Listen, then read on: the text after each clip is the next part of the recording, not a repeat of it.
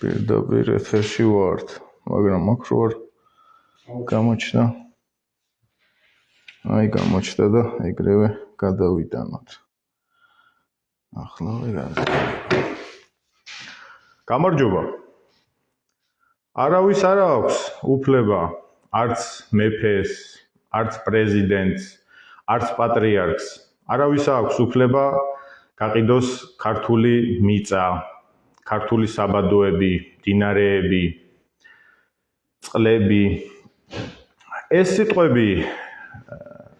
სიტყვები ეკუთვნის სრულიად საქართველოს კათოლიკოს პატრიარქს უწმინდესსა და უნეტარეს ილია მეორეს. ეს არის ამონარიდი, როდესაც მან მიმართა ქართულ ხალხს რამოდენიმე წლის წინ და მოგვიწოდა, რომ ნუ გავასხვისებთ საქართველოს ძვირფას მიწას, მდინარეებს, საბადოებს და ასე შემდეგ უცხო ქვეყნის მოქალაქეებზე. მე მინდა მივმართო იმ ხალხს, ვინც ეთანხმება ამ ეგრეთ წოდებულ ინვესტიციას, რომ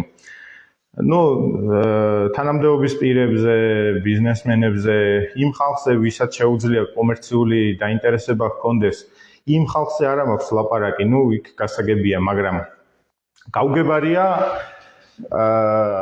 ის ხალხი, რომელიც ამართლებს ამ ყველაფერს რანაირად. კარგი, ჩემი არ გჯერათ, მე არც არავინ არა ვარ, ჩემი რატომ უნდა ჯეროდეთ, მაგრამ არ გჯერათ ისტორიკოსების, აკადემიკოსების, გარკვეული და განათლებული ხალხის, მაგრამ არც პატრიარქის არ გჯერათ. აგრეთვე მინდა გამოვეხმაურო იმ ცილისმწამებელ მცირე, მაგრამ მაინც კამპანიას, რომელიც ჩვენს მიმართ იყო, რომ თითქოს ვლანძღავდით ეკლესიას და რაღაც სისულელეები რა, მოკლედ. მე პირადად ჩემს თავზე ვიტყვი, რომ ღმერთმა დამიფაროს, ღმერთი ნუ გამიწყდება ისე, რომ ჩვენს მართლმადიდებლურ დედა ეკლესიაზე ცუდი ვთქვა, პატრიარქზე ცუდი ვთქვა. ეს ღმერთმა დამიფაროს, კიდევ ერთხელ ვიმეორებ, რომ ასეთი რამ ვთქვა მე და არც იმ ადამიანებთან არ მსურს ურთიერთობა მქონდეს, რომლებიც ამას აკეთებენ. უბრალოდ თუ არსებობს რაღაცა პრობლემა, ჩვენ აუცილებლად უნდა დავინახოთ ეს პრობლემა. თუ შენ ხედავ გაცხადებულ ბოროტებას, ამის შესახებ აუცილებლად უნდა თქვა და ამხილო. და ის ცრუ ქრისტიანული დარიგებები, რომ გიყვარდე გაგებით მოვეკიდოთ ყველაფერს და რაღაცა მე არ მგონია სწორი. მოყვასი უნდა გიყვარდეს, ტერიც უნდა გიყვარდეს, რა თქმა უნდა, მაგრამ ვერ შეიყვარებ ადამიანს, რომელსაც შენთვის ყველაზე ძვირფასის, ანუ შენი სამშობლოს განადგურება და აოხრება სურს. ეს წარმოუდგენლად მიმაჩნია.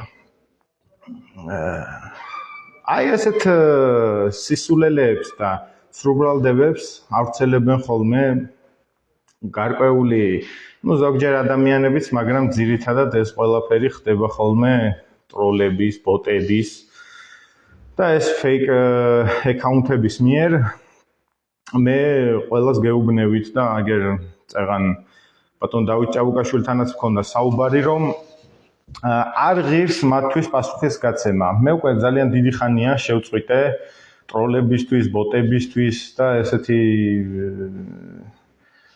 account-ებისთვის, ადამიანებისთვის, რომლებსაც არ შეუძლიათ საკუთარი არც სახელის, გვარის, რაღაცა დავალებას ასრულებენ, თუ საკუთარ იდეას, აზრს, განხეთქილების შემოტანას ცდილობენ, არავითარი ვალდებულება არ გაგვაჩნია, რომ ასეთ ხალხს უპასუხოთ, პოლემიკას შევიდეთ და თქვენც გირჩევდით, რომ თავი დავანებოთ და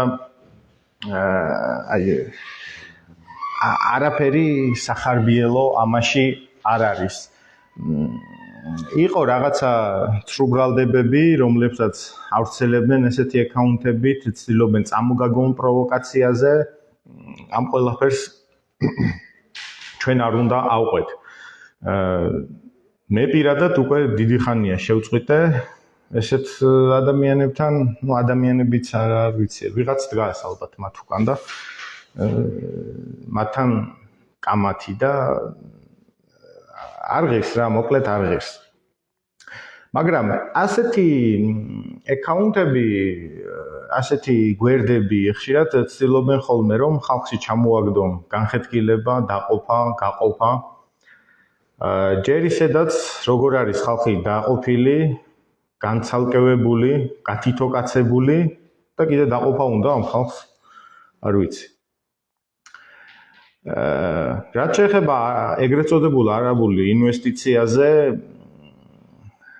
მიდგომას, დამოკიდებულებას, ან პოზიციას, ხალხი სამ ნაწილად არის გაყოფილი: მომხრეები, ადამიანები, რომლებიც ნეიტრალურად არიან განწყობილები, ან უბრალოდ არ იციან, კარგად ვერ გარკვეულან ჯერ ახდება და მოწინააღმდეგეები.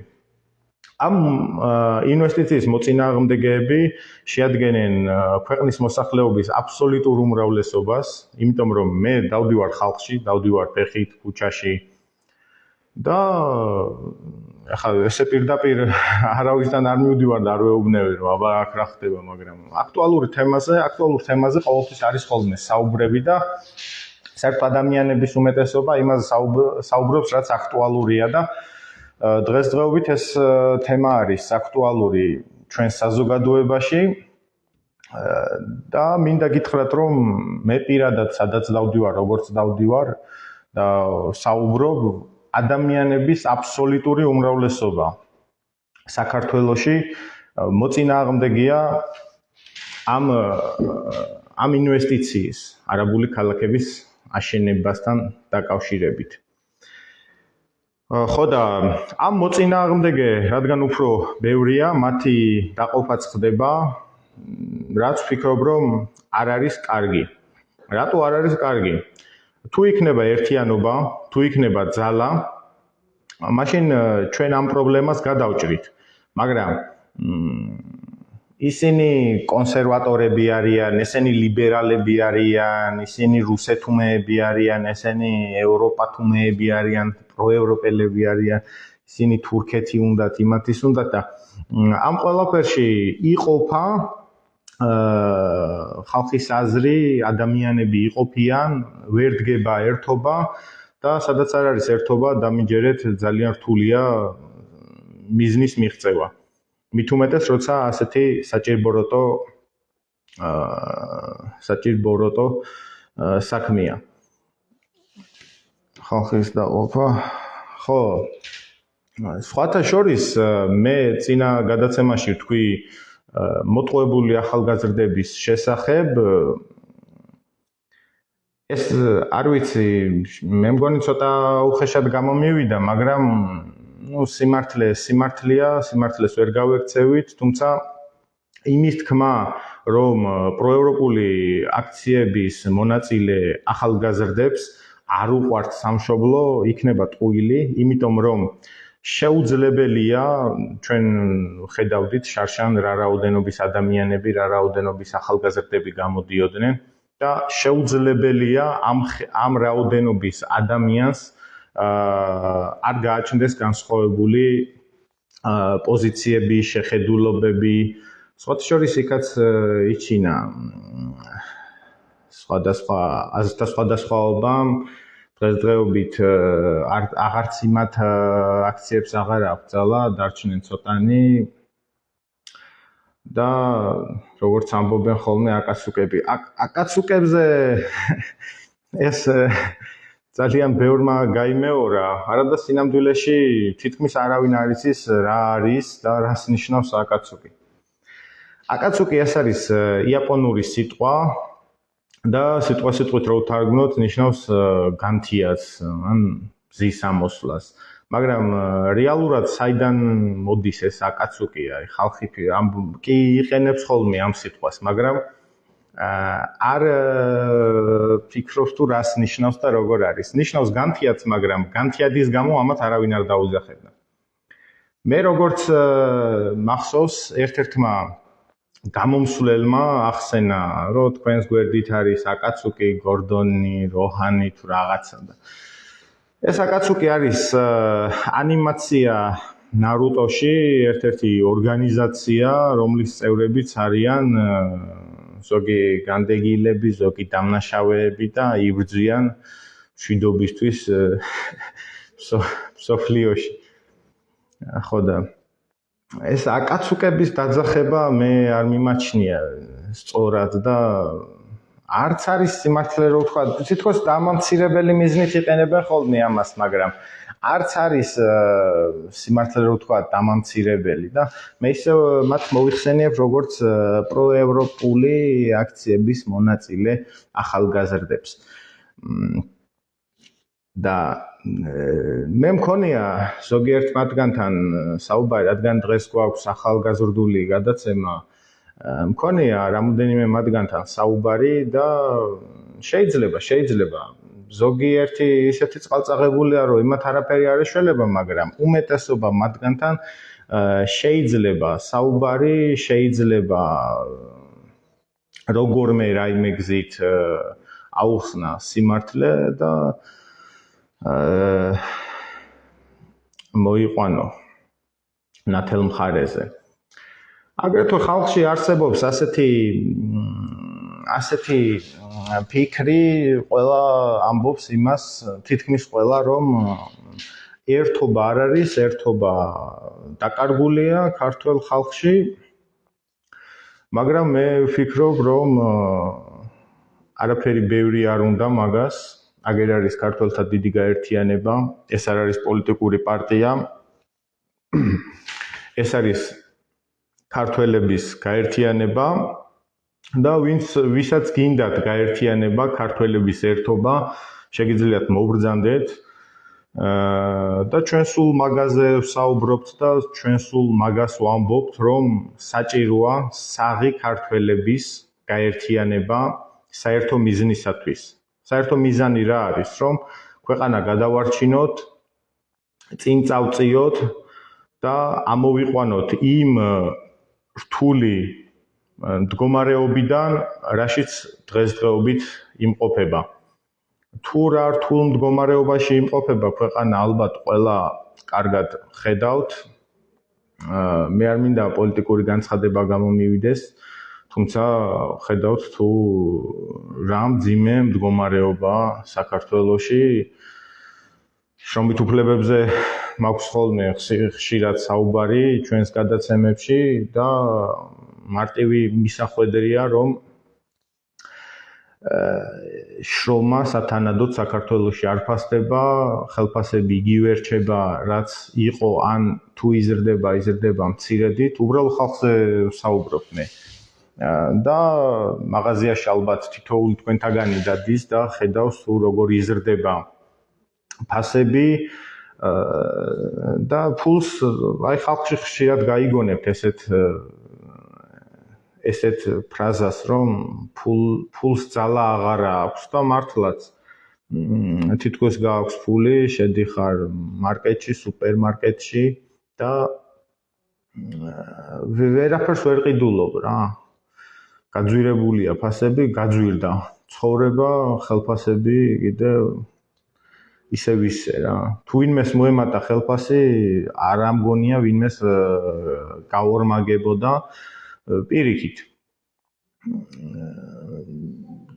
იგივე დარჩა ან მცირედით გაიზარდა და ესე თუ გაგრძელდა ხალხი ჯერ ისედაც რა მდგომარეობაშია და ცოტა ხანში სულ უფრო დიდ სიღატაკეში იქნება. მაგრამ ცოტა ხანში თუ მე არ დავუშვებ გონებაში, თეორიულადაც კი, მაგრამ თუ ის ქალაქები აშენდა, რა მდგომარეობა იქნება მე საქართველოში, თქვენ უნდა ნახოთ. კი ბატონო, ჩვენ ერთმა ადამიანმა მითხრა რამოდენიმე დღის წინ, რომ შენს გადაცემებს რომ უყურებ, ისეთი შთაბეჭდილება დამრჩაო, რომ თითქოს გძულს სხვა ყველა და მხოლოდ ქართველებისადმი ხარ კეთილგანწყობილიო და მე არავინ არ მძულს, მე ვარ ქართველი, სტუმართმოყვარე კაცი, ქართველები საერთოდ სტუმართმოყვარე ხალხი ვართ. გვიყვართ სტუმრის მიღებაც, მისი პატივისცემაც, მაგრამ ამ სტუმართმოყვარეობასაც აქვს თავისი საზღვრები. ყველაფერი ნორმალური ნორმის ფარგლებში ამ სტუმართ მასპინძლობაში კარგია.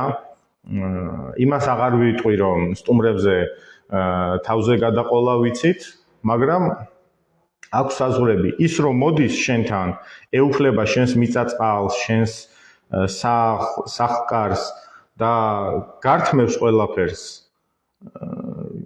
შენ სტუმართმოყვარე კი არა, გამოდის რომ ხარ მსხვერპლი, მოტყუებული და ჩვენ რადგან ეს არ გვინდა, რომ სხვა დაეპატრონოს ჩვენს მიწა-წყალს, ამიტომ გვაქვს ეს პოზიცია, რომ ქართული მიწა-წყალი არ იყიდება.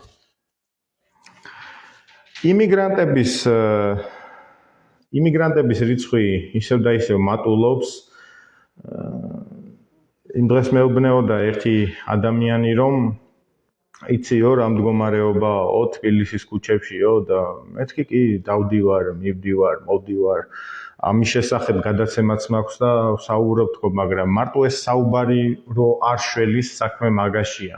აშკარად რაღაცა ზომებია მისაღები, თორემ ესე დიდხანს ვერ გაგრძელდება. სტუმართმოყვარე ქვეყნის გარდა, ანუ ხალხის გარდა, რომელიც საქართველოში ფანტასტიურია, საოცარია ქართველი თავისი ბუნებით, თავის მენტალიტეტით, ადათ-წესებით, ტრადიციებით, კულტურით და თვითონ ჩვენ ქართველების გარდა საქართველო არის ზღაპარი.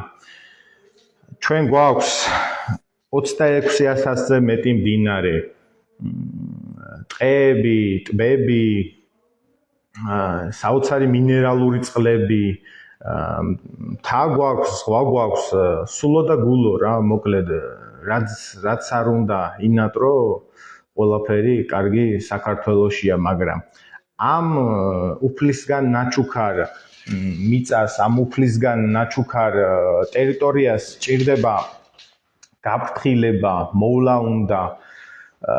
ის რომ მოდის შენთან, იმიტომ მოდის, რომ კარგია, აქ ყველაფერი კარგია, დალოცვილი მიწაა. იმიტომ უნდა დაეპატრონოს, რომ კარგია და მოდი იმათი გადასახედიდან რომ შევხედოთ. აი წარმოიდგინეთ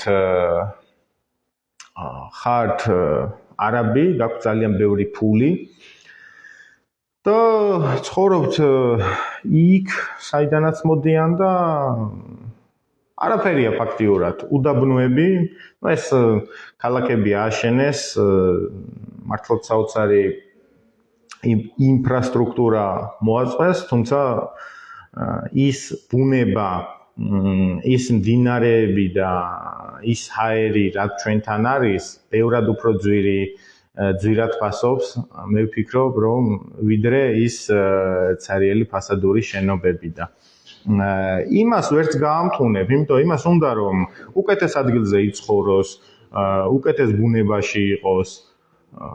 აქ შენ არ უნდა გაყიდო საქმე მაგაშია, თორემ იმას რამდენის საშუალებაც ექნება, იმდენს შეიძენს და იმდენი ჩამოსახლდებიან.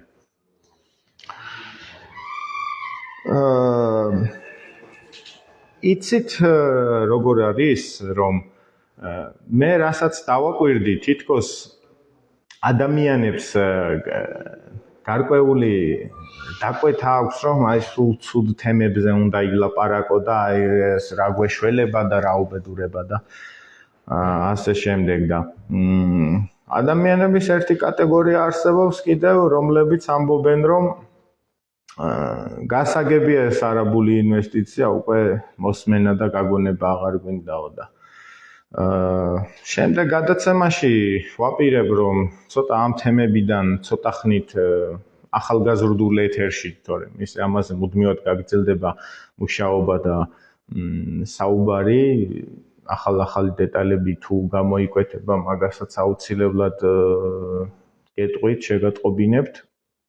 შემდეგ გადაცემაში მინდა რომ ცოტა ისეთი კულტურული, ლიტერატურული გადაცემა მოვაწყო, შესაბამისი სტუმრებით მეყოლება, ყოველ შემთხვევაში ამის სურვილი მაქვს. ჩვენთან გაერთიანებაში ვინც მოდიან ახალგაზრდები, რამოდენიმე კი არა, ყველა ძალიან კარგი ახალგაზრდაა. რამოდენიმე მათგან შევთავაზე, რომ ეთერში ხო არ დავჯდეთ თქო, ვისაუბროთ თქო, მაგრამ ზოგს ახლა კამერების კომპლექსი აქვს,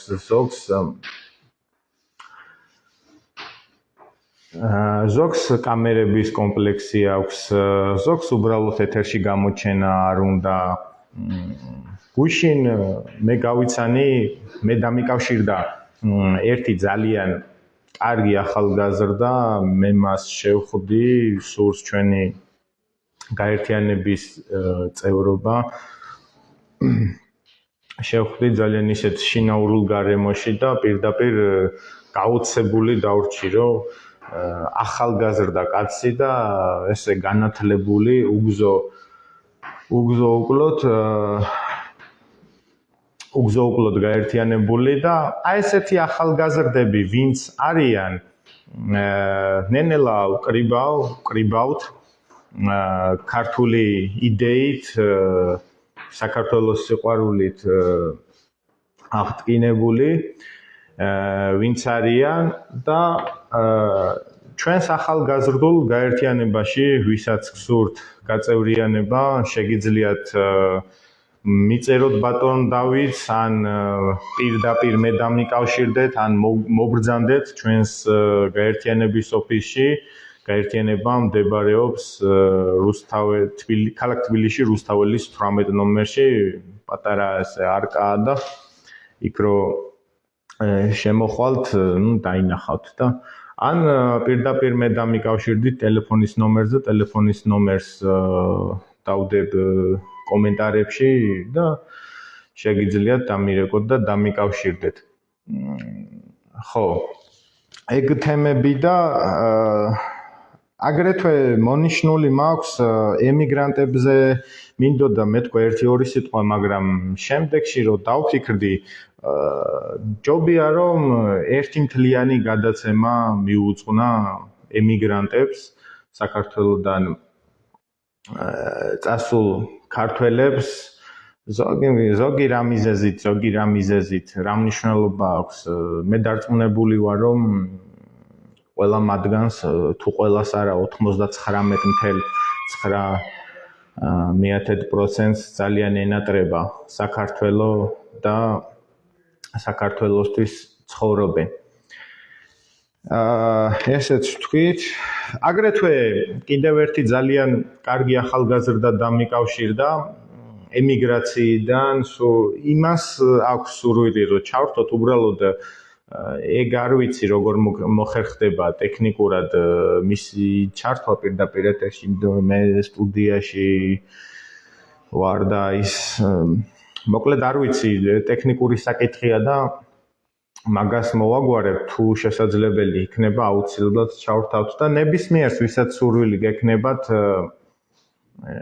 შეგიძლიათ მომმართოთ და გავიდეთ ეთერში ვისაუბროთ ახალგაზრდულ პრობლემებზე, დავანახოთ ხალხს, რომ ახალგაზრდობაში, დღევანდელ ქართულ ახალგაზრდობაში არის ძალიან დიდი პოტენციალი.